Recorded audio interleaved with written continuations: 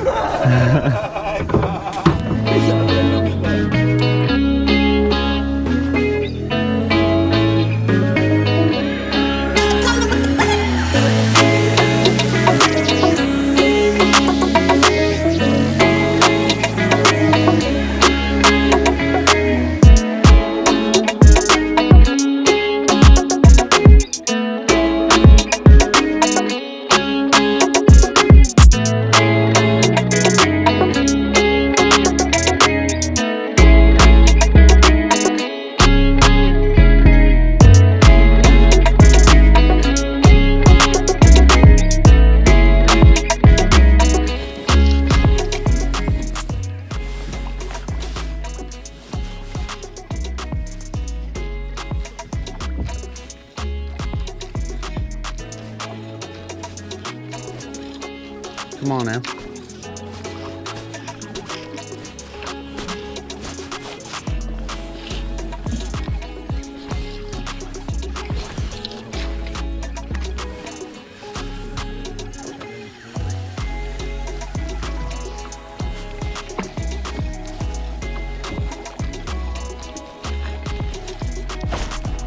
Got one. Got something. I don't think it's a brown trout.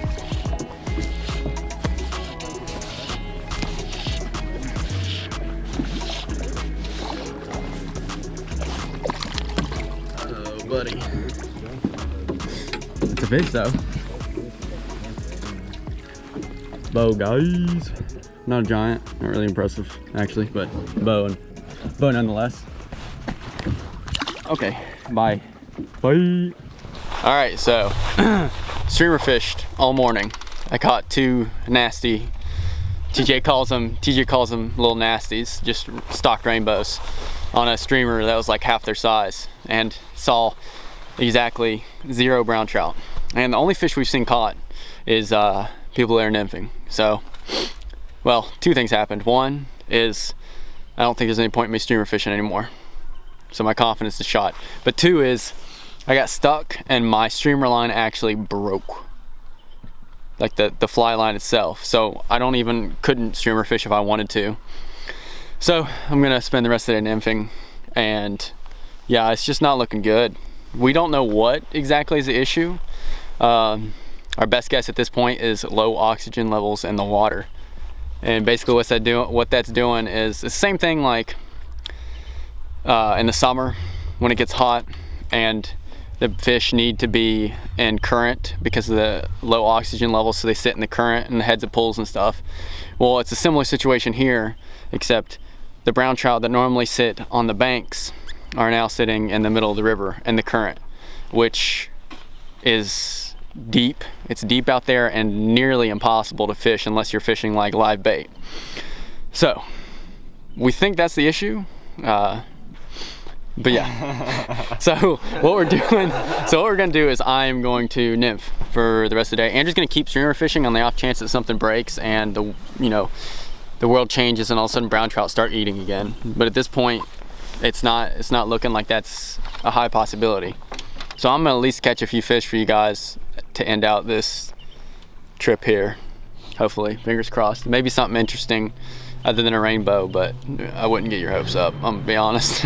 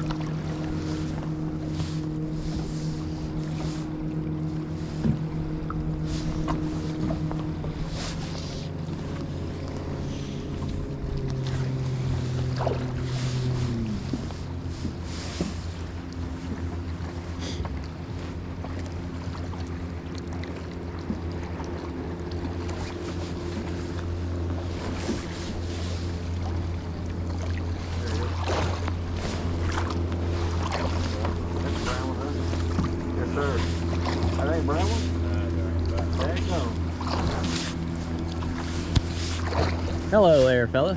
Yep. Might be a cutthroat, actually. I don't know.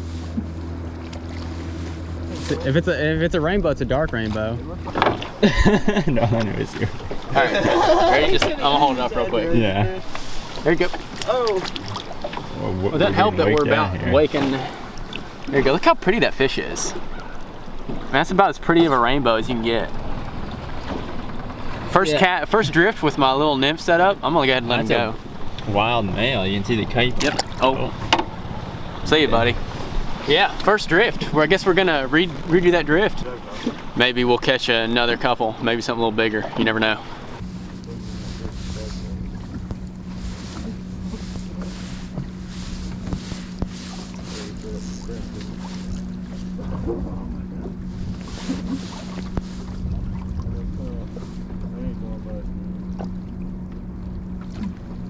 Come on, brown fish.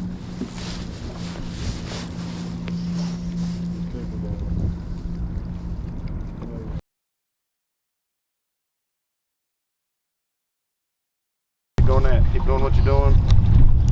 Keep doing what you're doing. Bring him up here to me. Not ready yet. Come on. Yep. We're still going. Let me straight. Keep doing what you're doing. We're gonna ride with him. We're gonna get him in here. Keep riding with him.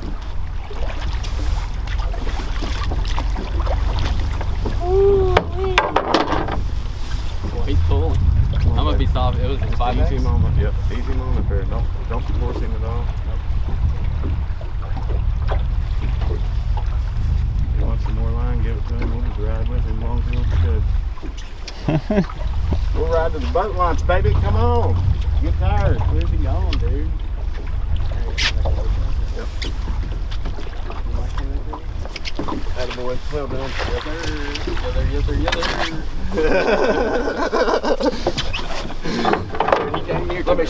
Let me straighten this. So it only took us 60,000 days. Look at that. Well done, fellas. That's a nice brown. I mean, he's not a mega giant, but honestly, we worked so hard for this fish that it was worth it. It's probably about 20 inches. All right. So nymphing works sometimes, not all the time, but it works, and I'm not going to question it why. We're going to let this fish go and keep fishing.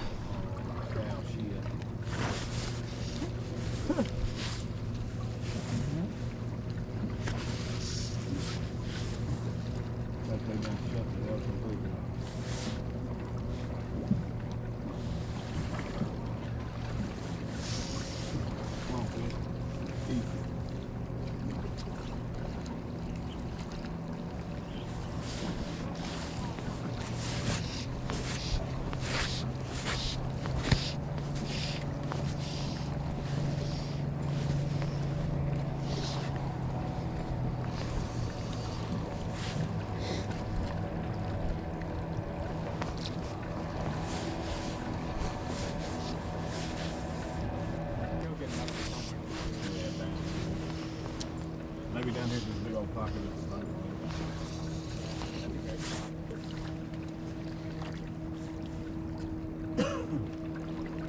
Come on, fish.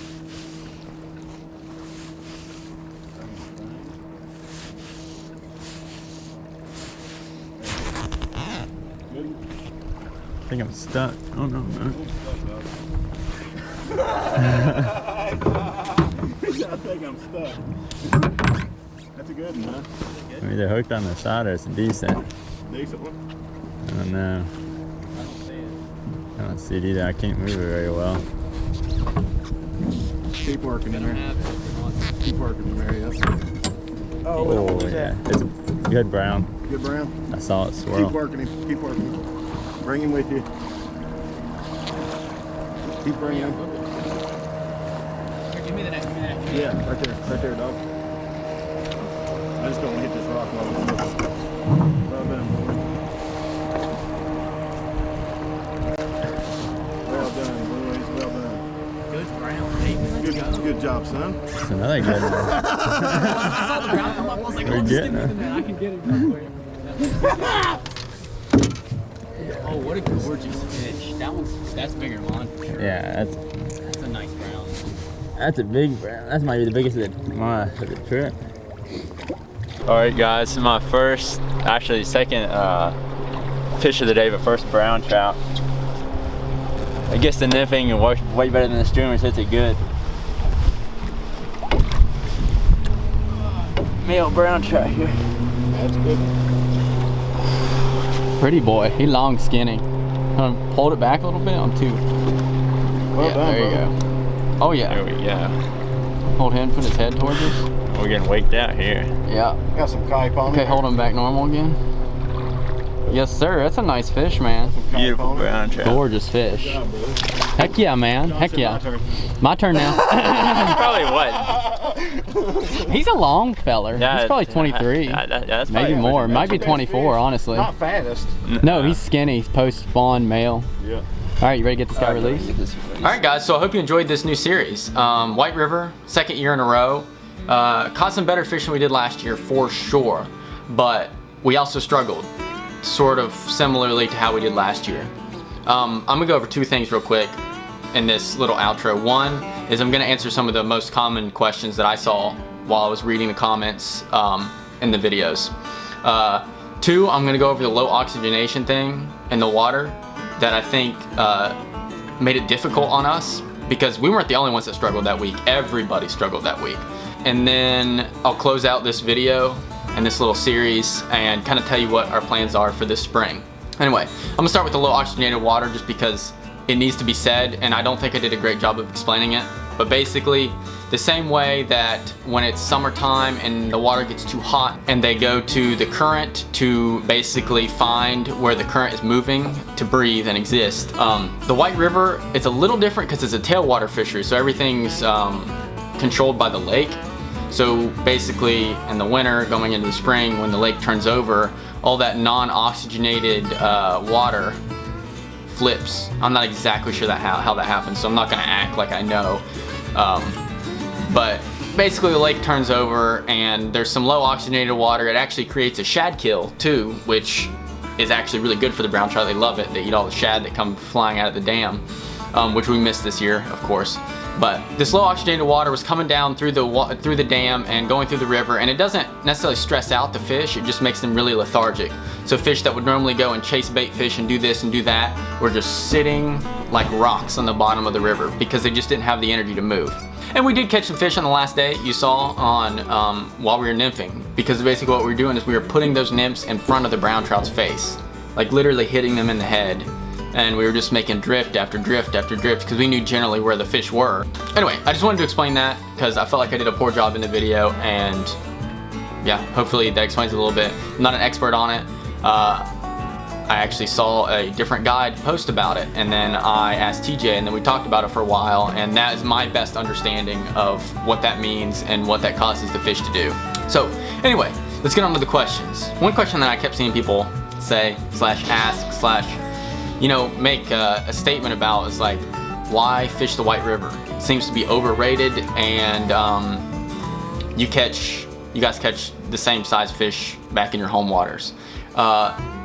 First of all, no, it's not overrated. Second of all, you're slightly missing the point of the White River. The White River, there are legitimate 40-pound trout in that river. I'm sure of it. I mean, and 40-pound trout are just ridiculous, first of all.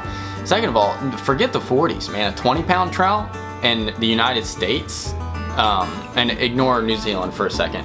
20-pound trout in the United States is an absolute behemoth. I don't care what you're doing or where you are.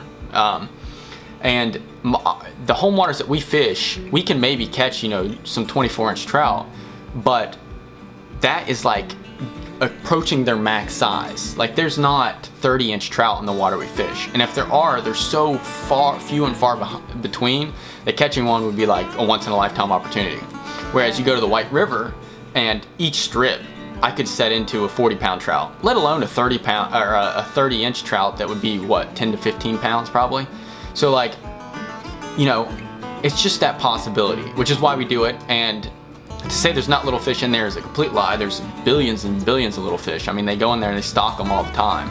Arkansas Game and Fish does an outstanding job of managing that river, and props to them because it does get a ton of pressure. I mean, there's boats zooming up and down that thing all day long, but you still see mega brown trout caught out of it nearly every week. So, you know, it's just an amazing fishery. It's something that you have to go there and see and be a part of to understand how awesome it is, first of all. So definitely go check it out if you ever get a chance.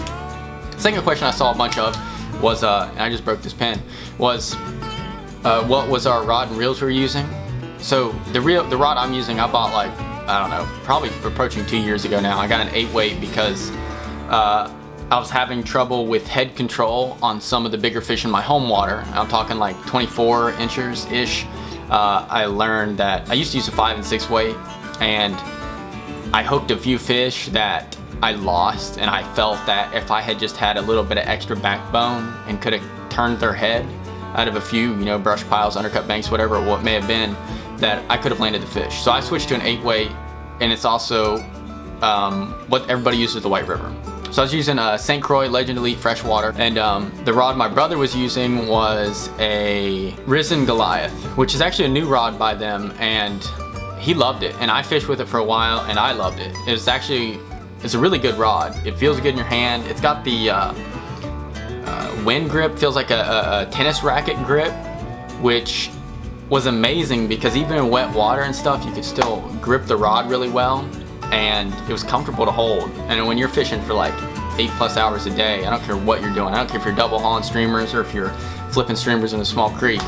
That was awesome. And that rod is specifically designed for big fish. So I think it only comes in like 8, 9, 10 weight, maybe even higher, I don't know. But it's a predatory, it's a rod for big fish is what it is. 8-weight is the smallest it comes in, and that's what he has. We both have 9-foot 8 weights, which is pretty standard.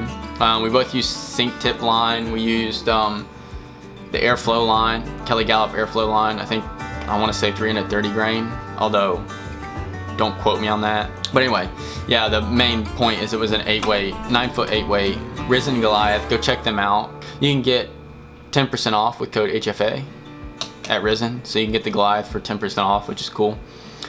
And another question that we got, and I've been recording for 10 minutes, so this is gonna be the last question I'm gonna answer. A lot of people asked if you could fish any other way on the White River, and yes, you can. We streamer fish and fly fish because we enjoy it, and it's a passion of ours. It's definitely not even, I wouldn't even call it the most effective technique for catching the big browns. If you wanted to catch one, you'd go out with a bait caster and throw a live shiner down the middle of the riverbed. I mean, people do it all the time, and they catch brute fish, and they catch a lot of big fish doing that. It's just something that at this point in my life, it's not something that I care to do, but a lot of people like doing it, and more power to you. It's awesome. You catch a lot of big fish, and yeah, it makes it such that anybody can catch the big fish. I mean, you don't have to be an expert angler to do that, and there's lots of guides out there that will take you out and get you on the fish of a lifetime on live bait. So yes, you can fish with anything. You can throw jerk baits and stuff. A lot of people do that too. Spinners, it doesn't matter. You saw spinner fish just briefly in one of the other videos. So that's the last question I'm gonna answer. Those are just ones that I saw that I just wanted to answer quickly. I'd like to give a huge shout out to TJ Fin Chaser. Awesome dude, and he knows his stuff. He knows where the fish are. You know, we were stubborn and streamer fished. If we had nymphed and stuff, we probably could have caught a lot more fish, and apparently, according to the last day, we could have caught some nice browns. So it's definitely something to keep in mind when you're out there, if you ever go out there. I would definitely recommend that you get a guide when you go out there, because I mean, it doesn't even have to be TJ, just any guide, because it's overwhelming. It's an overwhelming river. It's a huge, massive river, and you can catch fish pretty much anywhere on the river with a spinner or something if you wanted to, or nymphing. But to catch the big fish, you really have to know fundamentally what they do, why they do it, and stuff like that, and a guide will teach you that. Second of all, I wanted to give a huge shout out to Red's Fly Tying for sponsoring the series and that first video, because it helps us out a ton. It allows us to make some of these trips, because these trips are expensive, and quite frankly, you know, I just have a pretty normal job. I'm not rich by any means, so it takes me a while to save up money for these trips. So for someone to sponsor us and help us pay for some of these trips is awesome. So definitely go check them out if you haven't already. I think the 10% off for HFA will probably run another week maybe, but don't quote me on that. So go get them, support the man, support the company. It's a good company for a great cause anyway. They're doing, I mean, when you order the flies, you can say what conservation fund you want to donate to. So it's an awesome company idea, awesome concept. So anyway, on to what I'm gonna do this spring. You guys saw the Georgia stuff. A lot of the spring is gonna stay on the East Coast because, as I just said, those trips are expensive and I don't have the money to make them all the time. So they're gonna stay on the East Coast.